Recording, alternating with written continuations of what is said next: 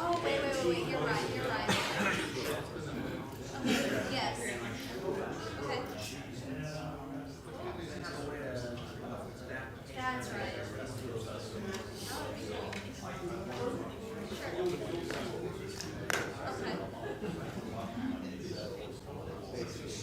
Okay. Yeah, definitely. We'll talk about that. That's awesome.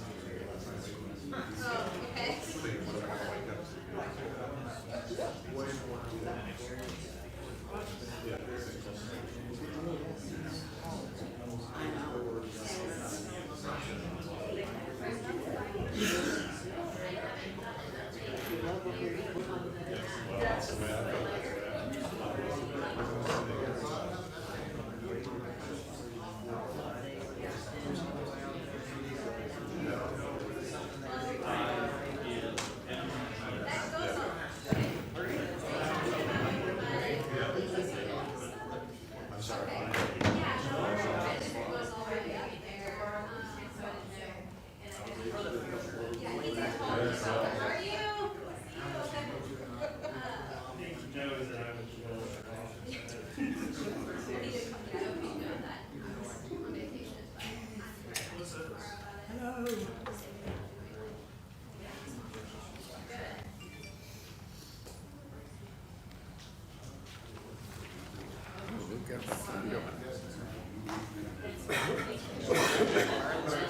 Hi, Carol. Hello. Yeah, give me up. He was looking it down as quick as he could. On the edge of shoulders coming up. Everybody else is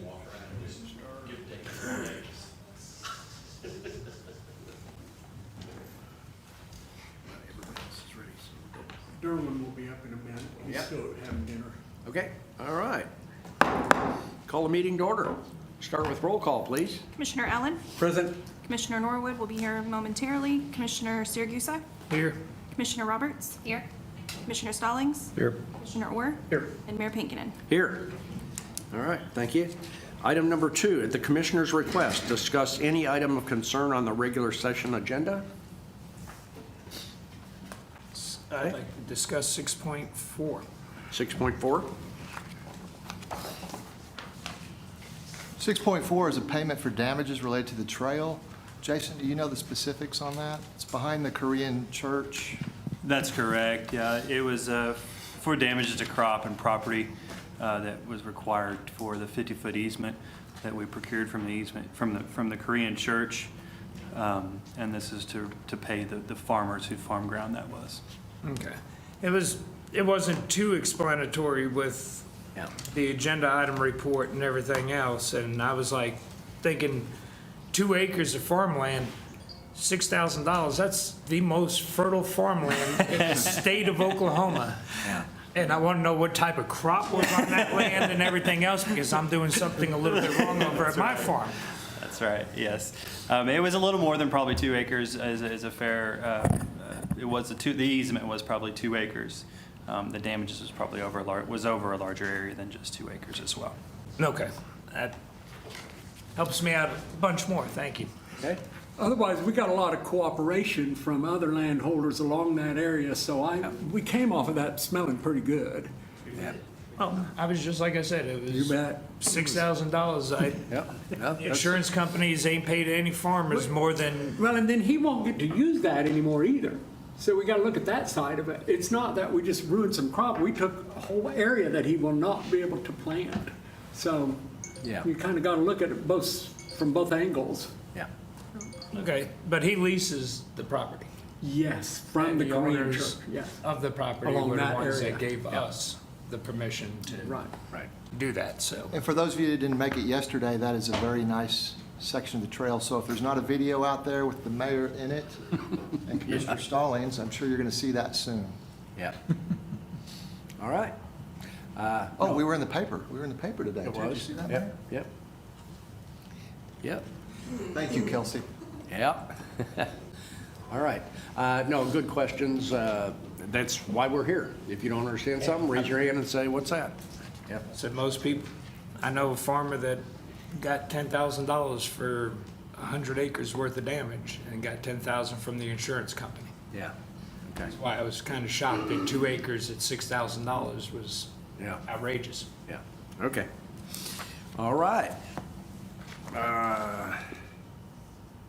Anybody else have any other items from the regular agenda they'd like to question or have any concerns?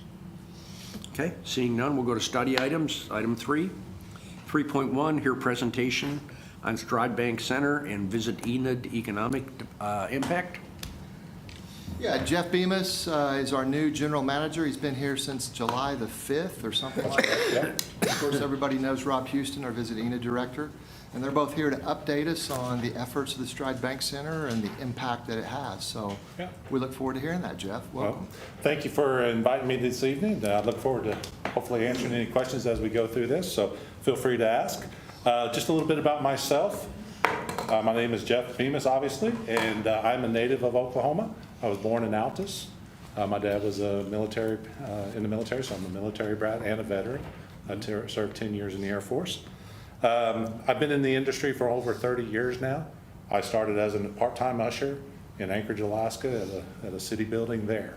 So, and I've just worked my way up to this point in that time. And I can tell you, I'm excited to be back home in Enid. So, again, thank you for letting me be here.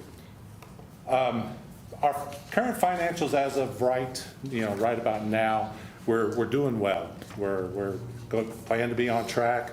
The rolling forecast of the number of events, that fluctuates from month to month. Sometimes we get what we need, sometimes that event doesn't come through what we forecast to happen. Our plans are to continue to add as many events as we can.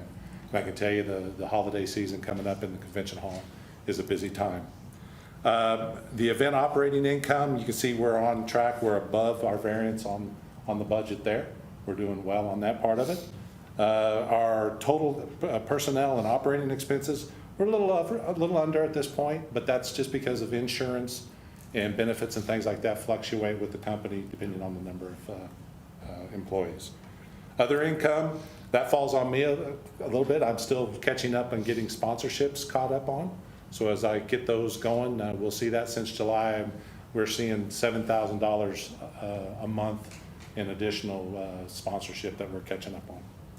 And then our net operating income, we're a little behind there at this point, but that's because we had a couple of HVAC repairs that needed to be done, and we had to catch up on those. So we're doing good. We will be on track. We're going to be fine with that. Our goals, at least for what I see as my goals, is book and create events that are entertaining, fun, and profitable. I kind of have this mantra of let us entertain you. That's what my goal is. I want to bring things to Enid that people will enjoy, that you guys can enjoy. I hope to see everybody in the building at some point along the way. Coming to an event, don't hesitate to reach out to me if you got something that you want to see. We'll make it work. And if you know somebody you want to see, let me know, and we'll do what we can to get them here. Back to the partnership things, I want to make sure we get everything renewed and sell new partnership, as much sponsorship and money we can from those banners and everything in the building. And then I put on there, hire a new director of finance. So if anybody knows somebody that's good at finance and needs a job, wants to be part of a fun industry, have them reach out. We sure use somebody that does a great job. Upcoming events for the next couple of quarters, you can see there. We've got a lot in the event center for the second quarter of FY23. We've got Cornhole, the 3 concerts in October, which, if you haven't got your tickets yet, please come buy tickets. Let your friends know. There should be some great shows. We've got a cook-off with United Way, Veterans Day celebration, craft show, and gala, and some wrestling. On the convention hall side, we've got the AMBUCS and both AMBUCS groups that are there every Friday. Enid Rotary that's there every Monday. And then on Vance is coming back to us after a little break with their graduation starting in December. So that's real nice to have those folks back with us. We've got the Oklahoma State University 4-H conference, which Rob will talk about how those type of conferences impact not only us as the building, but as also Enid. High school reunion, same thing. Those folks coming in, that'll be a good impact on the community. The Plains Quail 4, Plainsman, and then the Taste of St. Joe's market show and traditional health and Christmas parties. We'll have several Christmas parties throughout the season. So then we go into quarter 3.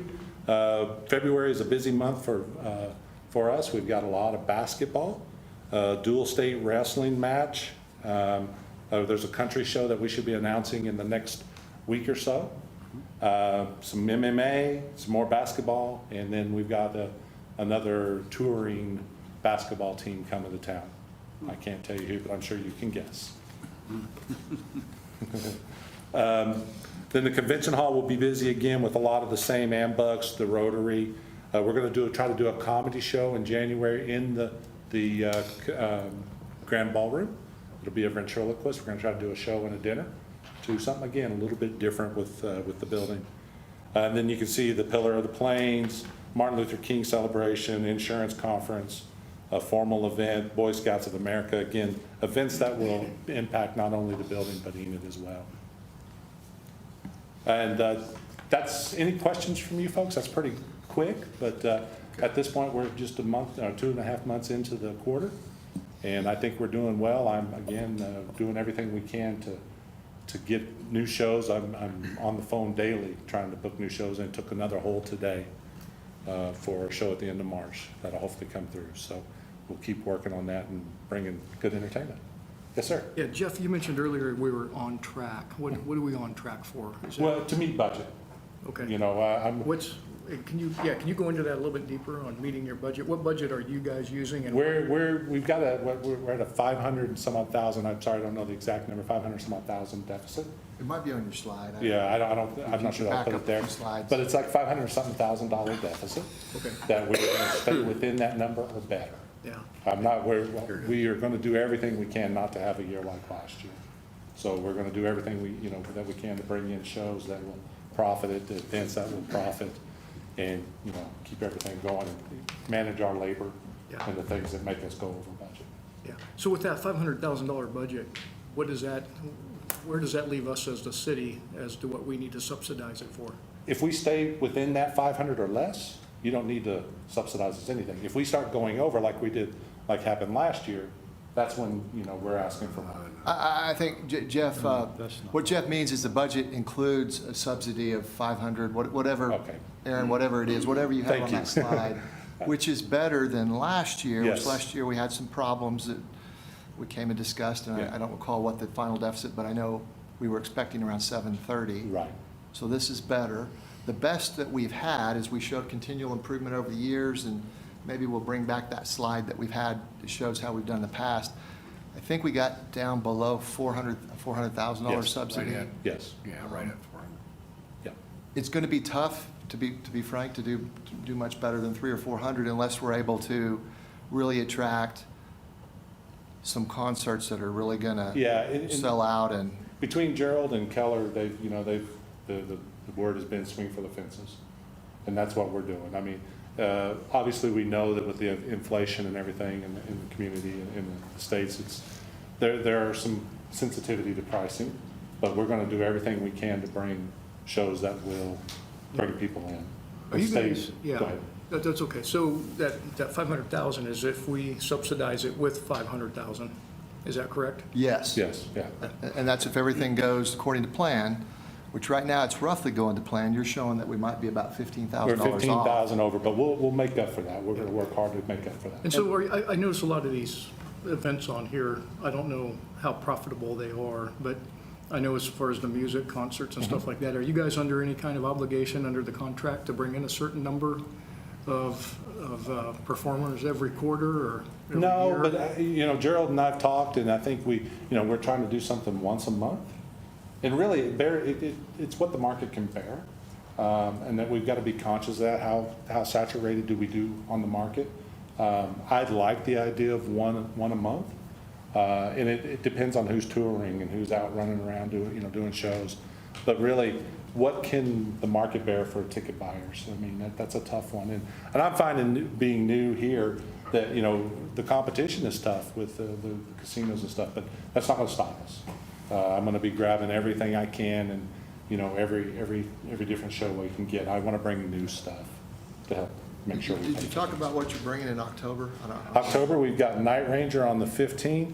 That's on- new. Never been That's here a new before. one, first time. 80s rock. Yep, then we've got Kansas, who's been here before, but that was 2014.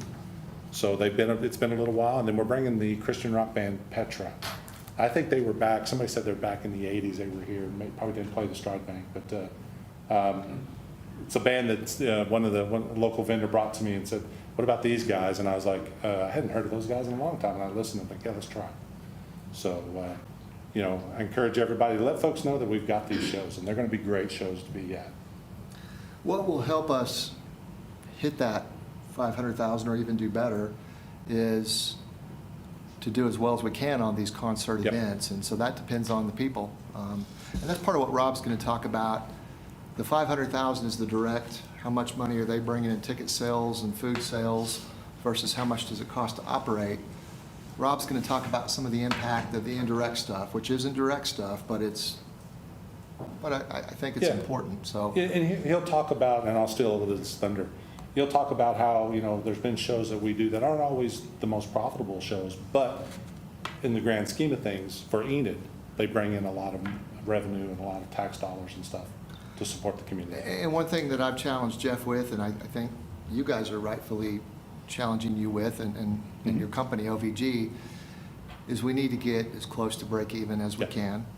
Yep. And I think concerts are going to be the big Yeah. thing that makes a difference, because some of these things don't generate, they're useful for the community to use that as a gathering place, a third place. But what's going to generate money, I think, is people that pay to use the facility, the concerts, and those groups pay, but it's just not Right. the most profitable thing. And I'll give you another example. We had the Jurassic Quest in the building. Yeah. And we ended up doing really well with that show. It was a good weekend, a lot of people through the building, but a lot of good revenue out of the show.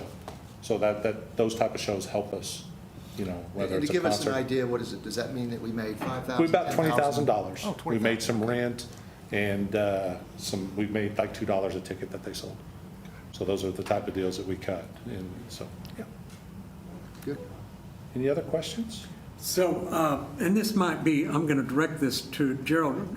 We rebid or asked to rebid point repair on the building, something about the concrete in between the bricks or something? Seemed like a month or Yes. so ago. Yeah, that was an engineering project. Jason, you want to speak to that? Excuse me. We repaired the joint, what's the word I'm looking for? The mortar. Mortar. The mortar in between the bricks. And then the plan was to actually go back with a chemical sealant over the entire building to help seal that older brick. Unfortunately, the contractor wasn't able to procure bonds. And so we are in the process of figuring out a different way or a different approach to get this accomplished. So we still intend on doing that. Yes, sir. Absolutely. And it appears the parking lots out there, they're really doing a lot of work on those, and I think it's going to be wonderful. Yes, the Flat, open, easy access for all different kinds of events. Yeah, the crosswalk, I think everybody's seen, and I think Yeah, that that's they did a great. fantastic, Yeah, our it's city staff fantastic, did yeah. a fantastic They did a job. great job. And they're also filling in the medians in the parking lot, and you're exactly right. I think it's another week or two, hopefully, and they'll be done. Going And- real fast. Yeah, one of the big benefits of that is that with the ice rink for the Christmas time, having that rink out there, those medians being out there give us some additional configurations, so. And just to be clear, the what I'm calling the bigger dollar capital items don't come out of your budget. That's correct. They come out of the city's That's right. portion of that budget. Yep. So that stuff doesn't impact your bottom line. The main thing that impacts your bottom line is these revenue-producing events that you Correct. bring in.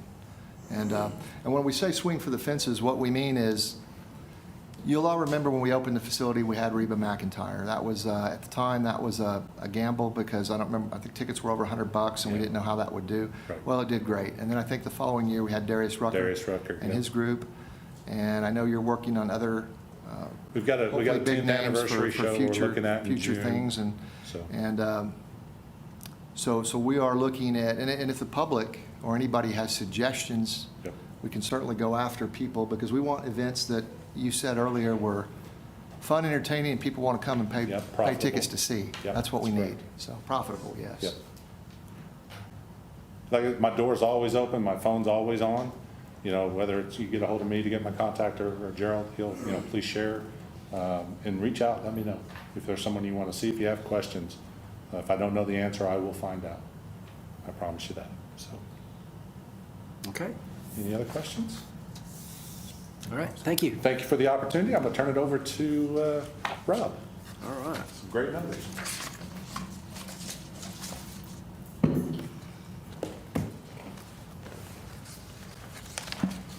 Good evening. Good evening. We have a tool that is available to us. It's a subscription-based tool, and it's called the Event Impact Calculator. And what this does, it's provided through Destinations International, which is our kind of our umbrella tourism group. They cover all the destination marketing organizations across the world. And they've come up with this to calculate the economic impact of specific events to its community. So that's what we're going to be talking about here tonight. We're going to explain the impact calculator and how it works. We're going to talk about how I analyzed all of the different events, and we're going to bring you complete totals, year-long totals for 2019, 2021, and then to date as of the end of August of 22. So the impact calculator, it measures the economic value of the events, and it calculates that new money that is coming in. And to give you a little bit more on Destinations International, it's the world's largest and most reliable resource for destination organizations.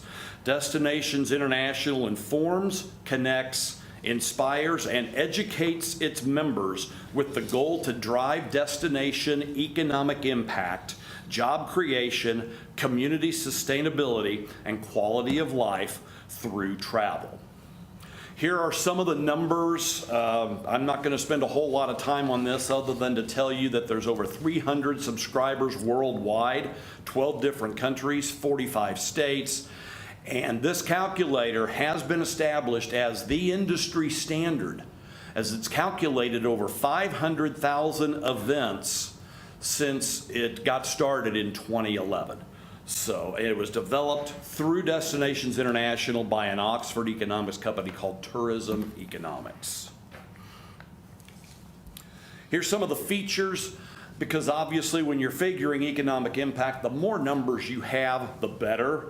However, sometimes those numbers aren't available like we'd like them to be. So Tourism Economics has come up with formulas that calculate, they kind of use an average, and they're localized, which means I present them with the Enid sales tax budget and all the tax rolls for Enid. And so the numbers that they spit out back are based on our specific numbers. They're not based on New York City's or anybody else's tax base. They're based on Enid's tax base. Credible, it's been all, again, over 300. And then sustainable, because this is a subscription-based calculator, so we will be paying an annual subscription fee for each of the calculators that we have. And again, some of that underlying data, national surveys, local tax information, which I covered. They've used data from over 70 conference and event venues over the years. They pretty much have these numbers down. They use Bureau of Labor statistics. They use sports and festivals that have been run all across the country, and they've tweaked these to where they have come down to 4 different calculators. The business module, the sports module, and the local and public events, columns 1, 2, and 4, are the calculators that we have now.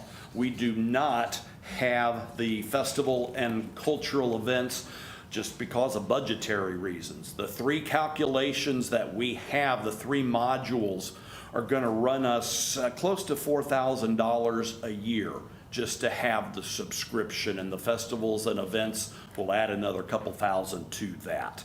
So we're going to work on that. I briefly discussed with Natalie, it's like maybe we need to get together and talk about this. No pressure or anything, but so I want to break down, whoop, I went the wrong way. I want to break down the sporting category just to show you how all these different numbers, I may not have all of these numbers, but that middle column there, defined calculation method, direct impact or participant-based or ticket-based. So I can take any one of those numbers. The direct is obviously all the numbers that could be possibly given to me. But participant-based is how many competitors were there?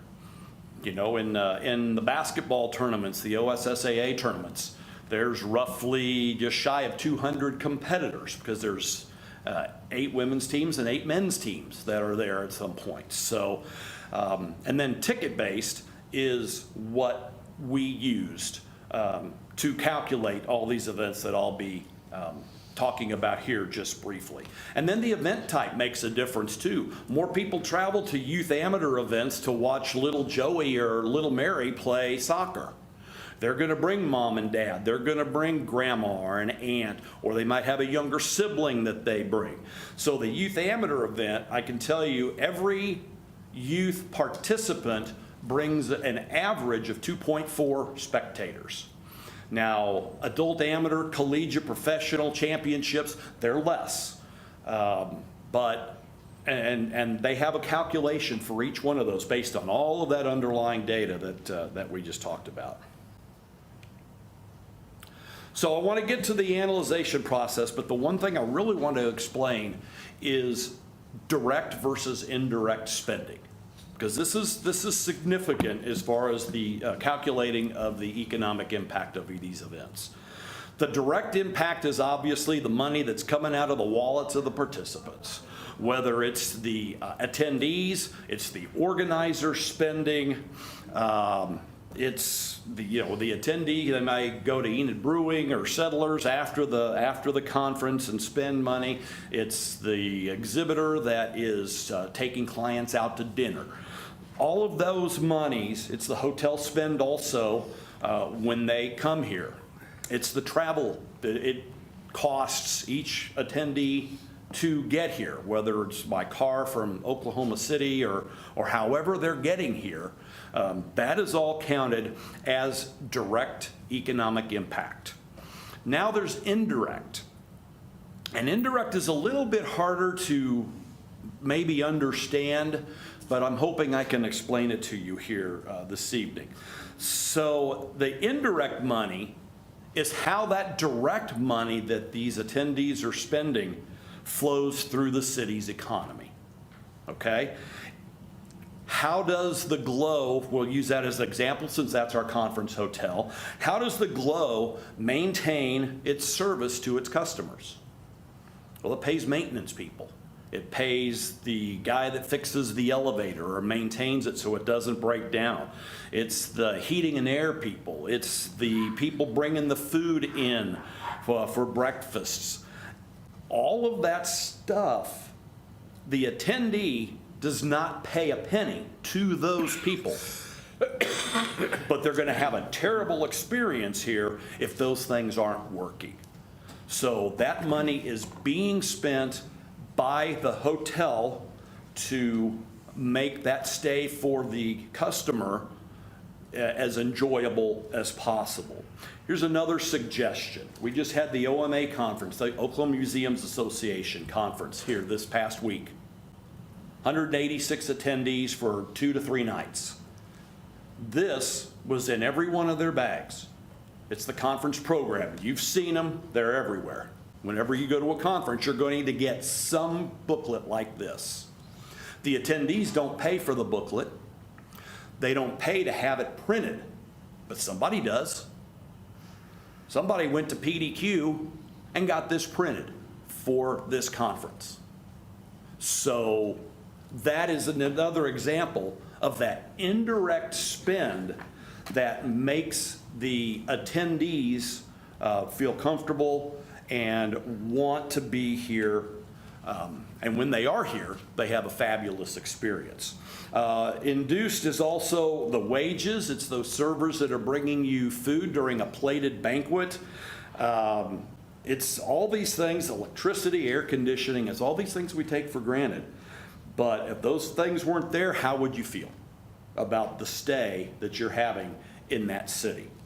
So that's why this calculator presents direct and indirect economic impact. We combine both of those as a tourism agency to show what we consider as the total economic impact. So I hope that explains a little bit of the difference there. So now we get to the data entry. 229 events is what I've analyzed. I used 2019. I did not use any numbers in 2020. The first 2.5 months might have been okay, but no reason to do that. And then the first year post-pandemic, 2021, and again 2022 through the end of August.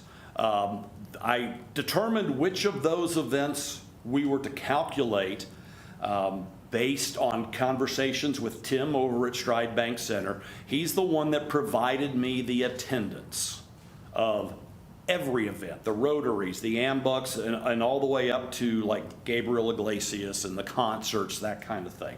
We sat down together and went through 3 years worth of events line by line and said, okay, out of these, which events had the potential of bringing new money to town, new visitors to town? Okay, so the calculations cover only the events with the potential to bring in the out-of-town guests. Right now, the calculator is not set up to measure events of things like the 10 under 40 that EYP had here just a few weeks ago, because they had 200 people there, but every one of them was local. So, or there may have been one or two, but for the most part, everyone was local. So practically all of them were residents. So that's important because you're going to hear Jeff at some point say, and you've heard Keller and Kevin also say, oh, we had 350 events this year. Well, yes, that's correct, but that includes all of those local events. That's every Ambucks meeting, every Rotary meeting. All of those count toward the number of events going on in the center. However, all we're talking about are the events with the potential to bring in out-of-town guests. So here's one of them. And we talked about Fluffy here earlier. The attendance at that show was 2,614, and the economic impact of that show, both direct and indirect, was almost $208,000 coming into the Enid community. And it also figures local taxes. So in this show, it brought in an additional $4,046 of taxes that we would not have had in our coffers otherwise had Stride Bank Center not brought Gabriel Iglesias to town. So those are the kind of measurements that we're looking at. The next one I want to show is a sporting event, Mid-American Nationals Wrestling. This is a big one. They only had 847 people in attendance, but because I could put the attendance in, I got to guess it's a 2-day event. Most of them stayed both days. There might have been some that only could go on Friday and only could be there on Saturday. So basically what I did is I figured up the total number of participants. It was like 32 teams times 14 wrestlers per team. And I took that, and with the attendance, I figured that for the 2 days, I figured 1.5 people stayed both days. okay? And that economic impact based on those calculations was over $331,000. And the local taxes collected was over $14,000. And the reason why Mid-America National is huge is you have one local team, Enid High. Everybody else is Oklahoma City, Tulsa, or much farther away. He's got a team from Utah coming this year. He's got several teams from Texas, New Mexico, Arkansas. They're not coming for one day, leaving, and then coming back the next day. They're spending the night. So those are really good numbers. Sports are really key in getting folks here, as well as the different concerts and events. Now, this is a conference that was here a couple of months ago, the Oklahoma Firefighters Association. They had a few of their members here the first part of the week, and then everybody was here Wednesday, Thursday, and Friday. So the attendance, it's a little misleading. It says 855, but what that breaks down, the way the calculator wants you to input these attendees is if you're there for 4 days, you're counted as 4 people, okay? Because if I'm there for 4 days or I'm there for 1, I'm basically gonna do the same thing. So I'm gonna buy myself dinner. I may do a little shopping. I may, go down to Enid Axe, for instance. And I'm gonna do that each one of the 4 days. So if you're there for 4 days, you're counted as 4 people. The actual attendance was about 210, but a lot of those stayed for a number of days, 4 to 5 days. And so the economic impact of that, because they're staying in hotel rooms, because they're buying dinner and lunch at restaurants, when they're going shopping, they're entertaining, if there's a Gaslight show in town or Symphony or Enid Axe or any of those, $177,000 of economic impact because of that one conference. And the local taxes collected on that was about $7,300. So that's putting both of those together. And I do want to bring something up. I don't have a slide on this, but all shows don't bring in the kind of attendance that Gabriel Iglesias did, okay? Stride Bank Center's hoping every single show brings in 2,600 people, but that's just not the case. And that doesn't mean, though, that there isn't any economic impact. So I bring up a concert that happened early this year, and the Stride Bank Center did not break even. It lost some money on this particular show. But when I ran the economic impact to the community, that particular concert had nearly $73,000 of direct and indirect economic impact. And local taxes were $1,420 for this specific show. So while it may not have broke even on Jeff's bottom line, it still brought a lot of money into this community that would not have been there had we not brought these folks in. Okay, now the numbers you've been looking for. Total economic impact. Again, 3 years, 19, 21, and this year. 2019, 94 events, over 62,000 people in attendance. Economic impact of all of those events that could possibly bring people here from out of town was $7.1 million. And the local taxes collected were over $261,000. Again, money we would not have if we didn't have the Stride Bank Center here. Let's go to 21. 86 events, 68,183 in attendance, almost $7.4 million in economic impact. And local taxes collected over $240,000. Pretty decent numbers, in my humble opinion. Now, 22 to date, this is through the end of August, 69 events, 41,000 in attendance, and an economic impact to date of just over $4 million. and the local taxes collected about $132,000. So, and more to come, obviously, with Jeff, with the 3 shows that are coming, and we have another Mid-America Nationals Wrestling Tournament in December, and a lot of different events that are coming up that Jeff's already talked about. So, I'm saving you some time. I'm not going to go over the analysis of all 229 events. I do have that. If that interests you, I can provide event by event economic impact. So if there's one that's happened since 2019 that you are especially interested in, just let me know and I can get those figures to you. But basically, in closing, I just want to say that the Stride Bank Center is a community shared value. We have a lot of locals that are using this, but we're also drawing people in from out of town. So that's pretty much it. I wanted to just get those numbers out and to you. We just got this calculator about 3 months ago, and it's taken me a while to figure it out and work out some of the kinks. And I did some calculations incorrect early that I had to redo just so I was consistent and like that. But that is all I have for you. Wanted to get those numbers to you, and at this point, I'll be happy to take any questions. Go ahead. Rob, it looks like, I assume these numbers you gave us are calendar year, not FY years? Calendar So years. January Yes, through sir. December? Calendar So years. it looks like 2022 is lagging a little bit behind by quite a bit when it comes to economic impact and tax revenue. No, it's calendar.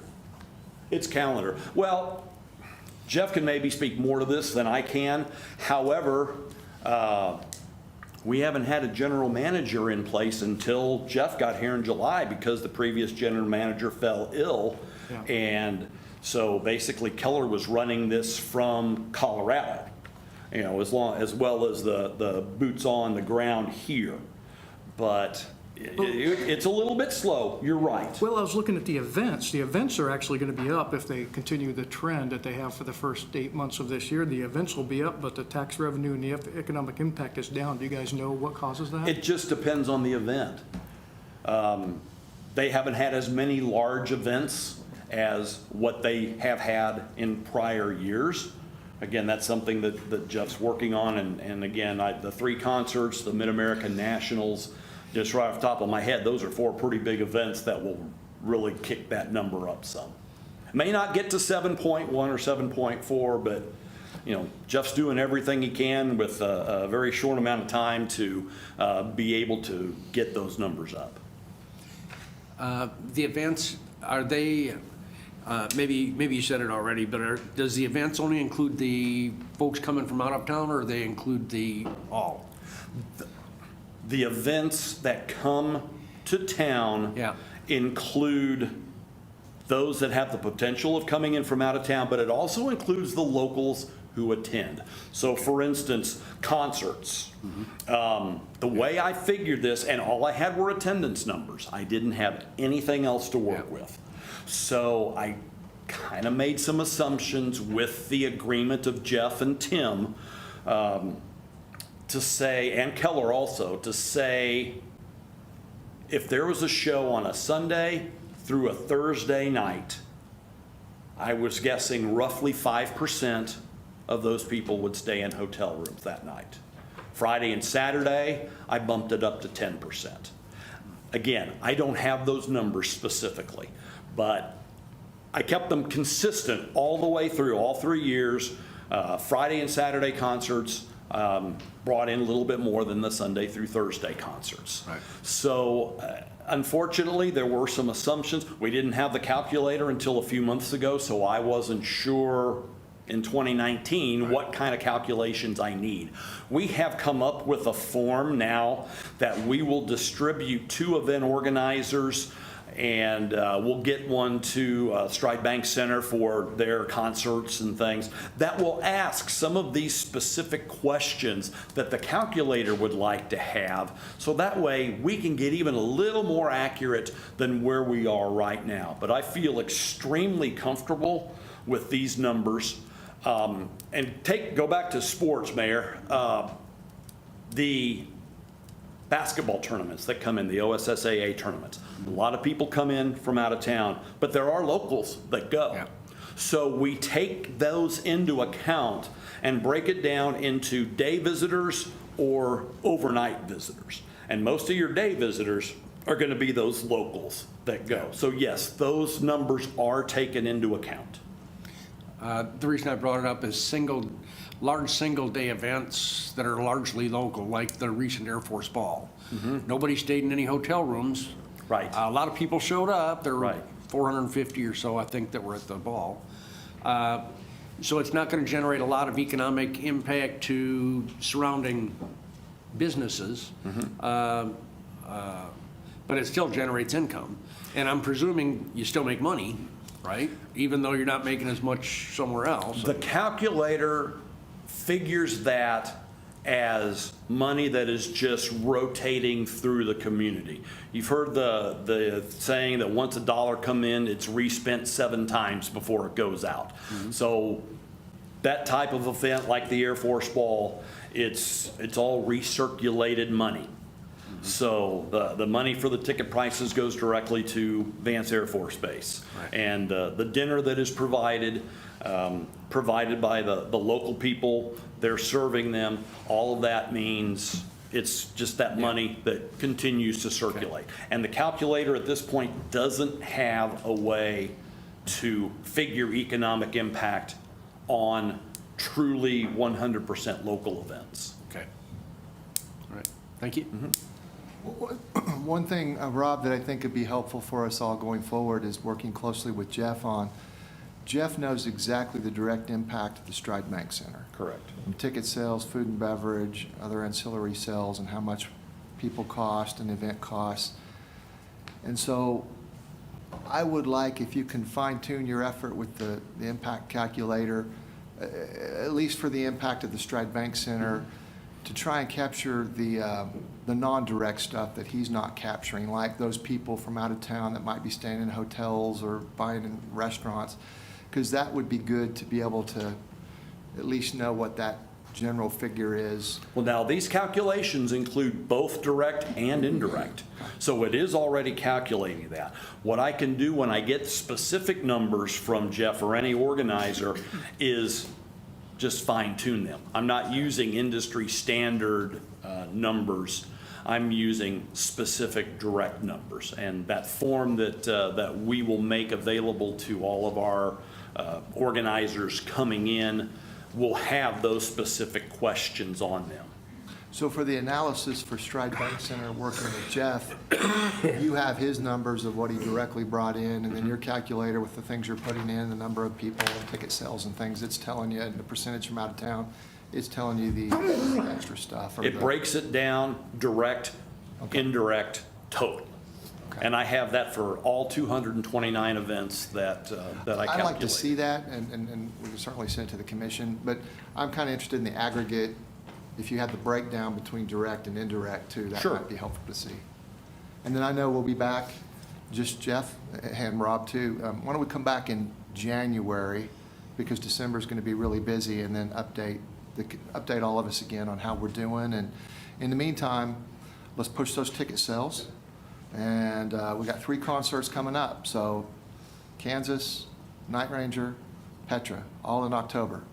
So there's 3 events in 1 month. But if we don't convince people or get people to go to make some money, then don't have those profitable events, that won't help us for our bottom line or for our subsidy amount.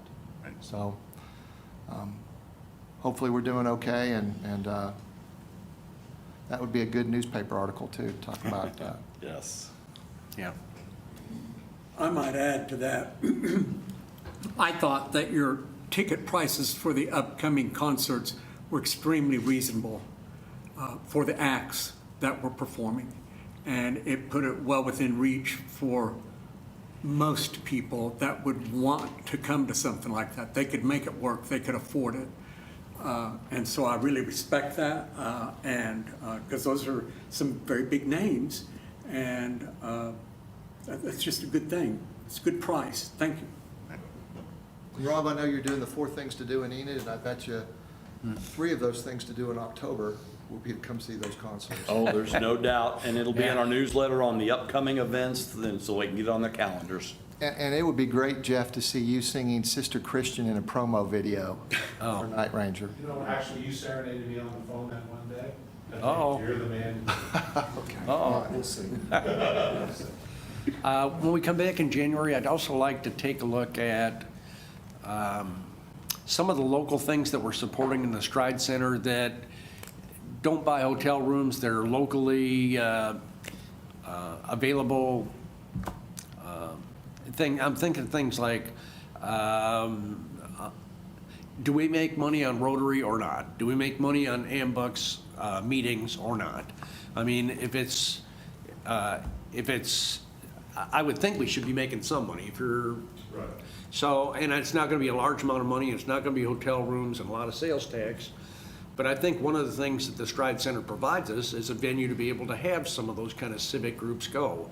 So if we're making money and at the same time providing an opportunity, I think that's an important thing to know as well. Okay.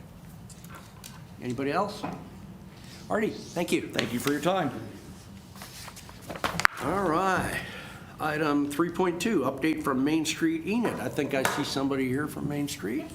How are you? Hello, thank you for having me. I am Natalie Rapp. I'm the Executive Director of Main Street Enid, and I'm here just to give you guys a little update on Main Street, what we've been doing, what some of our upcoming events and projects are. So, I guess let me see.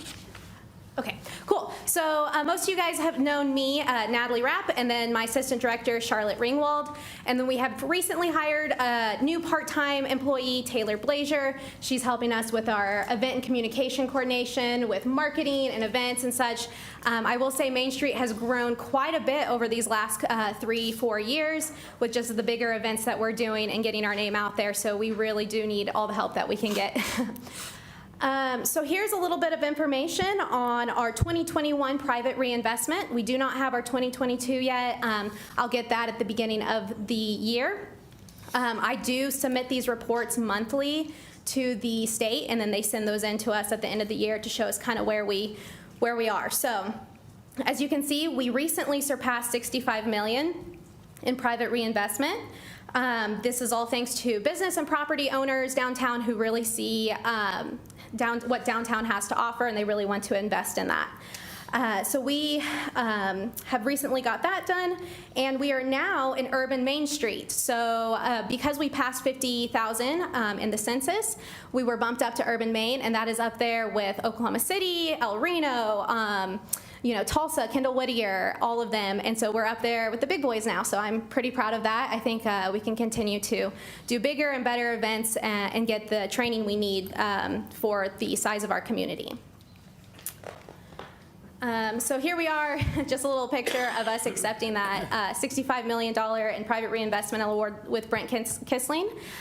With the Oklahoma Department of Commerce, I will say Brent Kissling is a very big advocate for Main Street alone, but Main Street Enid specifically because he is from Enid. And I will say every time I'm somewhere he's making a presentation, he always brags about Enid, so we are proud of that. Just a few of the programs that we do facade renovation grants. This is a big one, as you'll notice downtown. You can see our buildings being taken care of and restored and renovated. We have 2 of those grants. One of them can be applied for throughout the year. That can be for smaller projects such as windows, painting, awnings. We just recently added signage as well because that's been a big thing. We want to make sure that we have adequate signage downtown so people know what each shop and restaurant is. So we will give those out throughout the year. Those are smaller, up to $2,500. And then we have one competitive up to $10,000 a year. So that's for bigger facades, such as this Family Martial Arts. This was our last $10,000 grant. He completely painted his building. It was really bad. Put up a new sign, new windows, and he worked with the state architect out of Oklahoma City. It's with the Oklahoma Main Street Center. They do allocate funds for that, and so he'll come in and he was able to give free renders and advice on how he needed to keep it historically appropriate. So just a few examples. Here's some money that we gave out. The Gold Door downtown, you'll see that he renovated, he did a new awning, he put a new sign up, and he also added some outdoor seating. So that's made that building look really good. You also see here Octavio's. There's a new owner. He has been really working hard on his building. We were able to give him some grant money as well for awnings, paint, windows, and signage as well. So if you guys haven't checked out, they have new owners, really great place. It's looking really good. Also, just here are a few others. Okie Babe got a new awning. Enid Axe got new signage and awning. And then aside from the facade grants, we were able to give Sugar High a grant as well for their immersive art exhibit that went really well. On to events. We have quite a few events. I know that that's mostly what people see out in the forefront of what Main Street does. That's not the only thing we do, but we do have quite a few of them. Recently, we just added about 2 years, we just did our second First Friday Fiesta, which was one of the biggest First Fridays I have ever been a part of. I would say we had 4,000 to 5,000 people out there that night. It really drew in the Hispanic community. We worked really hard with the new Hispanic business owners downtown, such as the Gold Door, Octavio's, and they were able to give us advice on what that community wanted to see downtown. So we hired a mariachi band, we hired traditional dancers, and we had a good old time. I think we shut down about midnight, so it was super fun. You'll also see that we'll have Oktoberfest coming up. That's October 7th. That's another big event, First Friday event that we do. We have lots of activities, so I hope to see you guys out on that one. Oops. Okay. And then, of course, we have coming up, oops, it's lagging a little bit. Coming up, we have the 29th annual Enid Lights Up the Plains. I can't believe we're almost getting to the 30th year, so we hope next year to make it even bigger and better. So with the tree lighting, that obviously helps with that. And then, of course, the ice rink is coming back for the 3rd year that we're really excited about. These have both become community favorites. The ice rink will run November 18th, the week before Thanksgiving, and then through January 8th. So we are extending it 1 week just so we can allow for kids, who haven't gone back to school yet, and just kind of extend it. I know last year the weather was a challenge. We had a lot of wind and a lot of heat. That was abnormal. So we did have to close down for about a week and a half's worth of time throughout the entire season. But we were still able to hit that 10,000 skaters as we did our first year. So we did come out in the clear and made some money. So we are excited about that. And I think this year, as long as we cross our fingers, we'll have some better weather. And of course, with the tree and all of the new things we're going to do with that, it'll be great. Oh, and I did want to mention, I'm not sure if you guys have heard the number, but we did do some geofencing for Enid Lights Up the Plains last year, and we had over 30,000 people attend that event. And that's not, those are pinging cell phones, and so that's not counting children who don't have kids and so on and so forth. So very excited about that.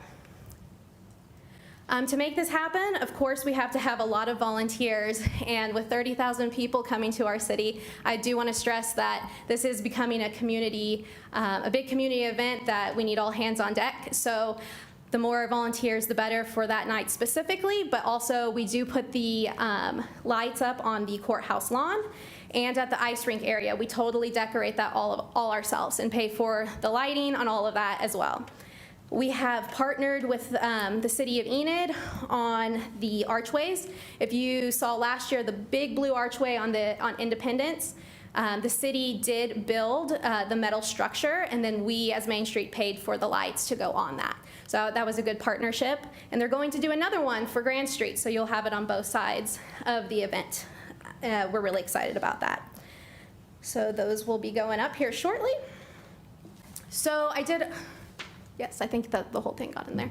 I did want to point out I've also been working with the city on making the event area more efficient, kind of flow a little better, not as dangerous with all the people that we have down there. As you'll see, we have changed the parade route slightly. Instead of the parade lining up on Grand, where Garfield Furniture is, we are taking them down Main, and they'll line up there. So that way it kind of decongest that area. I know we had a lot, we're putting some food trucks over there. We had a lot of traffic going in and out of that area, so that will help. Of course, same up Grand, down Randolph and Independence, and the back out Main. The fireworks area has been extended slightly just because of the amount of people that are going to be there, and we do need some safety in that area. We're looking into buying some of those plastic fencing to help keep people out. I know that was a big zombie apocalypse after the parade last year, so that was a fun challenge. So this should be a really good, I'll tell you, the city has really helped us. We could not do this event without them. They have taken on the traffic control, the parking, and all of that, and I think we've been meeting since about May of this year monthly to make sure this event goes properly. Some of our upcoming projects, I'll go through these pretty quickly. We recently started Main Street meetups. They're quarterly business meetings. So we meet with, these are free events, programs for businesses to come to. And we have done 2 so far, and they've been directed at marketing tips, also how the Oklahoma Main Street Center could help them as businesses. And this is just to help businesses out with whatever they need to help them succeed and grow their clientele and business. So that's going to continue on every quarter for as long as it goes well. So this is also something we're really excited about, Tools for Your Business. The Oklahoma Main Street Center has been helping us with this. It's going to be an interactive business event for Enid. This is the first of its kind in Oklahoma, and they're hoping to use this as a model throughout Oklahoma for other Main Street communities and cities. So we're really excited about this. This is open for all businesses with the, it's intentional inclusion for the Hispanic population. We have seen a huge Hispanic growth in this city, and a lot of them are wanting to open shops and restaurants, but they don't know where to start. And so we are going to have translators there that are, and also people such as attorneys and banks and other resources that show them what processes they need to get through to make that happen. I believe we're also working with the city as well to be a part of that, so they know what codes and applications they need to follow. So we're really excited about this one. The Oklahoma Main Street Center seems to think that this is going to be a huge thing for the state, and I believe Brent Kissling will be here as well. A really big project I'm excited about that we're working on is this is in the first stages, so we're very early, is the building light projects. As you can see here, these are examples. You'll see at the tops of the buildings, there are little pebble lights that can be changed colors for different events just by my phone. So I'll have an app on my phone, and I will be able to change those if I'd like, or whoever is in control of it. We are working closely with the property owners right now, getting permission from those property owners to put those lights up. The good news is we got 2 grants, one from Junior Welfare League and one from Park Avenue Thrift to make this happen, so this will be at no cost to those property owners. There may be a couple of property owners that might see a slight increase on their electricity bill, maybe $40 a year, because these are LED lights and they're not going to use up a lot of electricity. So this is in the early process. We're hoping to get this done as soon as possible, but I know materials and such are a little hard to get a hold of right now, but we are in the early stages of that. And then last but not least, this Friday we are hosting our Night on Main Street. This is our annual meeting. We used to call it the annual social, but this year we have decided to go bigger and make it a gala. For the fact that we have turned it into a fundraising gala. Christmas, I will say, has really grown, which is awesome, but that does mean the expenses are really rising. And for a small nonprofit like us, we do need to be able to cover those costs. Especially with insurance for 30,000 people downtown, that is a big expense, so we're hoping this will help us raise funds for that. So that's this Friday at the Stride Bank Center, and it's going to be a Mardi Gras theme, so we hope everyone can make that. And besides that, that's all I have. Does anybody have any questions? Okay. Let's see. Just one comment. The safety concerns with the fireworks. I think part of the issue was the parade ended like right at the time they were supposed to do it. So have we looked at adjusting maybe start the parade a little bit early so there's a 15-minute break and people can walk around? Absolutely. Instead of having a 100-yard dash across the zone they shouldn't be in? Yes, absolutely. So it was a learning process for sure Yeah, that day, this year. We have been working very closely with the one tree, and we have adjusted it so there is going to be 30 minutes between the time the parade ends and their ceremony starts. So that way it gives them plenty of time to go from parade all the way down there. And we will not allow them down Independence. We'll have plenty of volunteers, and we're working with the Highway Patrol department as well, and firemen, to be directing them to the grand area, because of the fireworks zone, they won't be able to go down Independence. So we are working on that and having also medical tents there as well. Okay, thank you. On your lights on Randolph, are they just on one side of the street, the north side of the street, or are they both on north and south? So they're just going to be on one side of the street. Okay, so the north? Yes, so they will be, but we're going to do 7 blocks of that to start off with. 7 blocks? Yes. Oh, well, I thought you were just doing a No, block. not just one. And so do these stay on all year long? So yes, the electrician did suggest that maybe what we do is just have them start at like 7 p.m. and go off at like 2 a.m. just to save as much as energy as possible. But yes, they will stay on year round. They're weather resistant, should last up to 10 years. So Awesome. That's really cool. excited about that. Okay, any others? Okay, thank you, sounds great. Thanks. I've got some stickers, so I'm good for you guys downtown. I'll Oh. just pass these around. Thank you guys so much. All right, appreciate it. We're going to table 3.3 and do that at the October meeting because we're running a little short on study time. So we'll go to 3.4, discuss fiscal year 2021, 2022 pre-audit report.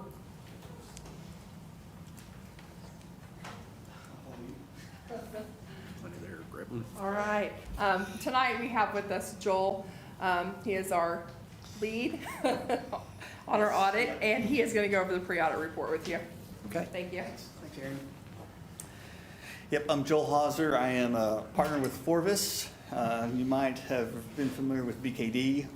As of June 1st, we merged with an equal size firm really on the East Coast. We decided to go away from the traditional accounting and attorney names of a bunch of guys' last names or letters of last names with Forvis, which is short for Forward Vision. We found that after going through this process, though, a lot of states have requirements that the accounting firms actually be named after partners. So we've had to get creative on how we cover those regulations. But it's the same firm for the most part, especially that's going to be doing your audit. I do have a pre-audit report that was in your packets. I will save you guys from having to go over all 30 pages of this. It's getting pretty technical. But if you ever do want to go through that and look, you can see a lot of accounting standards which are coming up. There's about 15 of them that management is responsible for implementing, and some of these are pretty big and pretty challenging. In addition to that, there's also a list of auditing standards that we come into play, what we're going to have to do. And that whole industry right now is changing really quickly because of the advents of technology. So we're staying on our toes and things are moving pretty quickly. But other than that, one of the things that we usually like to address is fraud. That comes up a lot of times as an external auditor. What do you guys do to address fraud in financial statements? Again, our focus of this audit is just on the external financial statements. So our fraud that we're looking for is really at a material level, and materiality is a very arbitrary number. But essentially what that means is for a user of the financial statements, which City Council is a big user, the state is a big user, the federal government is a big user, what we go through are calculations of how would any kind of decision that user is going to use the information for be persuaded by some type of fraud. So that number, kind of common example is a lot of times we see fraud of $1,000. Somebody ran through an expense that shouldn't have gone through. The audit of the external financial statements really isn't designed to detect those items. What we're looking for are big instances of fraud where you've got $1 million that has just come up disappearing during that given year. Those are the types of things that our audits are designed to detect. So we do go through a lot of procedures. We do interviews of management. We also do some brainstorming just based on history and experience of what we've seen, what's going on in the economy.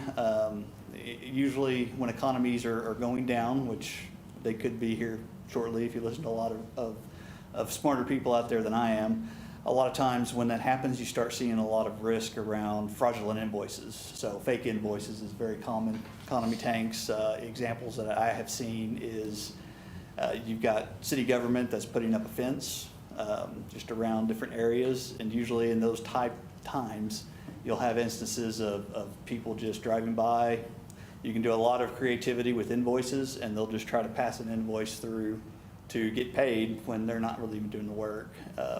So the city has a lot of internal controls in place to detect those types of issues. We look at those internal controls, we assess those risks to say, yeah, this area is kind of weak, this is what's going on in the economy, and we try to match that up to where our procedures are going to cover those items. That's another example of what we do when we're trying to address fraud. But for the moment, we've got a big lease implementation standard this year, the city does, that they needed to implement. It's going to change a little bit of presentation of numbers, and so I know the city's, Erin and her group have been working on that. That's probably the biggest area that we're going to have to cover this year. But other than that, I really came just to answer any questions or any concerns that you guys may have. Okay. Well, I appreciate you coming up, Joel. I don't think I've met you yet, and I wanted us, the commission and the public, to get a taste of the complexity. If you want to read those 30 pages and can make it through it without going to sleep, you Good will luck. see some of the complexity with those standards that Erin and her team have to take the lead on, and ensuring that we implement that all correctly so that you can give us a good audit report that says we did. Yes. And that we're in compliance. And That is one reason why we like to add those. They're very technical information, but it's management, everybody has to go through quite a bit to get. now, the audit will take from now till the end of the year Yes. to finish. So Yeah, they run anywhere from about, just for an example, anywhere from 600 hours to 1,000 hours that we're putting through over a 3-month period. Just going through records. It's a part-time job added on to the finance department while we're here, because they've got their own jobs to do. We're really just interfering with those jobs. So we try really hard to stay out of their hair as much as possible, but they do deserve a pat on the back because they're having to answer a lot of questions, and some of them they're probably looking at us going, why are you asking this? I don't have time. So we do appreciate that. Okay. Good. Thank you, Joel. Yep, thank you. All right. Item 3.5, update on West Garriott water line repairs. Thank you, guys. If you guys were around town Friday, I'm sure you saw a little bit of a hubbub going down on Garriott Friday afternoon, and what we had was a 12-inch water main break just across the street from the Godfather's Pizza. It's the intersection of Garriott and Hayes. So I broke down this timeline out just kind of to brag on everybody. Gerald didn't tell me to do this, so I'm doing this on my own. But it's good marketing. it is good marketing, and I'm very proud of not, I don't even say just myself, but all of the departments and everybody involved, because this was a team effort that was handled very well, and it was I would call it a disaster avoided, to be frank with everybody. So about 11:30 in the morning, the leak was reported to the Public Utilities Department, Michael Humphreys. About 12 o'clock, Michael's teams was out, and we're kind of scouring the area, shutting valves off that they thought were potential ones that they needed to shut off. 1 o'clock, we managed to round up the traffic control team, the technical services team, which is Michael Williams, and we got the traffic off of us, so that we could actually evaluate the situation. About 2:30, we located. People aren't familiar exactly with what water systems look like. When you got a large main like this, shutoffs aren't always complete, not always solid, and so it took 2 hours or so to identify exactly what valves needed to be off, that we were impacting the least number of people. 3 o'clock, we had a contractor on site and construction, or the guys started removing concrete, trying to dig down to find the leak. And about 6 o'clock, the location of the actual break was found. And then at 10 o'clock in the evening, water was restored to those that were without water. Like I said earlier, a big thank you to not only Public Utilities Department, who stuck with us on getting valves turned off and everything, technical services for getting all the signage out and traffic off of everybody. I'm sure I'm forgetting others, but we got a really great team that handled this quickly. Here's the location. Haven't used this remote yet. That's Godfather's Pizza right there. So let's cross from that. Here's a few pictures. It was a little bit of a gully washer going on out there. And when I talked about this being a disaster, you can see in the picture there, large 12-inch main, and it was split along the bottom of the main for about 4 feet, excuse me. And so it was dumping a very large amount of water in a very short amount of time. And I don't think I managed to get a good picture of it. But if you look closely up there in this top corner up here, you see this big old shadow. The dirt underneath the concrete had washed out probably about 4 or 5 feet. Basically, there was a 4 or 5 foot large void underneath the concrete in this area, just adjacent to where the leak was. At this time, we are assuming that this was the largest void that we have encountered, and so we are proceeding with the repair of just this area. For the timeline for kind of the whole scheme of everything, the water line repair should be completed Tuesday of next week. It'll take a little bit of time for us to get materials in line, and then also we want to schedule it to where we're not impacting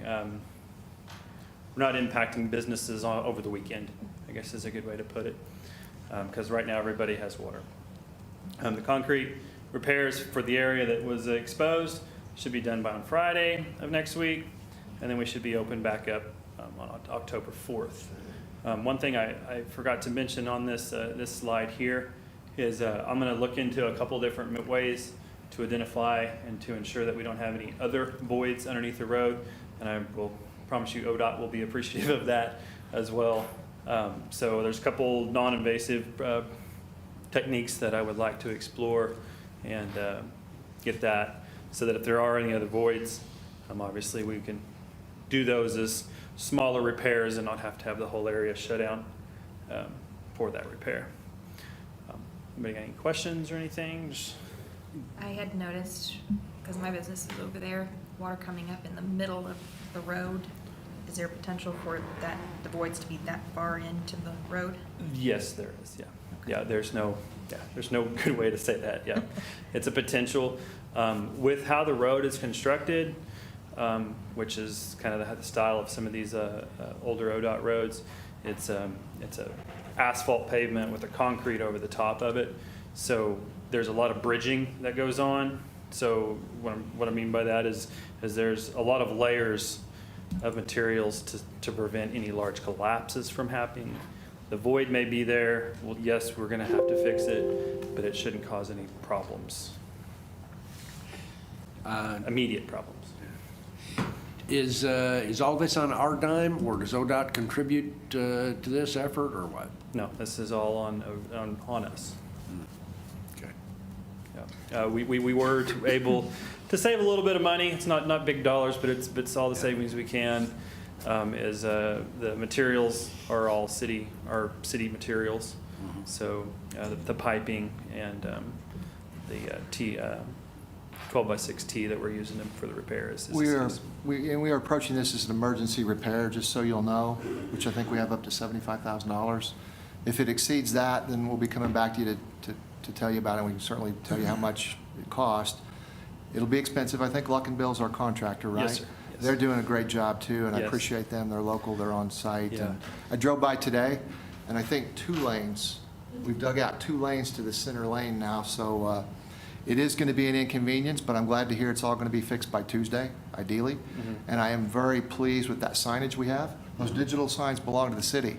In fact, we found out today that we need more digital signs because we have other projects we need to notify people about too, so. Yes, yes, yes, yes. And if I may, just throw this out there, just for everybody listening, there is an upcoming water shut-off in Leona Mitchell, or I'm sorry, in Southern Heights, associated with the Leona Mitchell Water Project. So I'm hoping to catch some of those residents this evening and inform them to be an advocate for me and let their neighbors know, so. For the record, what day is that outage? Thursday, the 22nd. Signs fall within our ordinance? Yes. Okay. All right. All right, thank you, everyone. Thank you, appreciate it. All right, it's 6:20, I think we can reconvene again at 6:30, so we'll stand adjourned. Yeah, and the home ordinance, Carol will bring back.